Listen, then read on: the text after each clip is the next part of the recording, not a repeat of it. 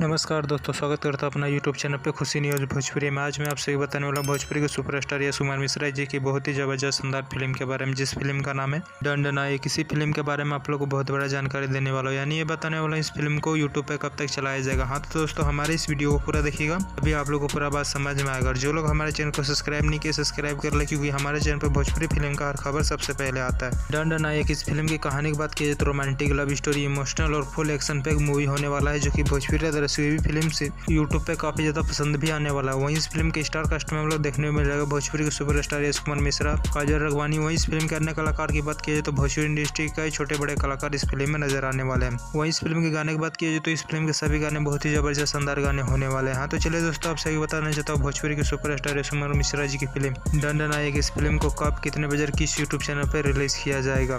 Media report के माध्यम से बताया जा रहा है भोजपुरी के सुपरस्टार यश कुमार मिश्रा जी की फिल्म दंडनायक, इस फिल्म को आप लोग इसमें रिलीज किया जाएगा 9 अगस्त को सुबह 9 बजे एंटरटेन रंगीला के यूट्यूब चैनल पे। हाँ दोस्तों, इस फिल्म को आप लोग इसमें रिलीज किया जाएगा 9 तारीख को सुबह 9 बजे एंटरटेन रंगीला के यूट्यूब चैनल पे। एक बार जरूर इस फिल्म को यूट्यूब पे देखिएगा, बहुत ही जबरदस्त शानदार फिल्म होने वाला है। हाँ तो दोस्तों, हमारे इस वीडियो को पूरा देखिएगा, तभी आप लोग को पूरा बात समझ में आएगा। और दोस्तों, ये वीडियो आप लोगों को पसंद आए तो ज्यादा से ज्यादा लाइक करें, सब्सक्राइब करें। धन्यवाद दोस्तों। YouTube प्रीमियर में देखी दंडनायक 9 अगस्त शुक्रवार सुबह 9 बजे एंटरटेन रंगीला के YouTube चैनल पर।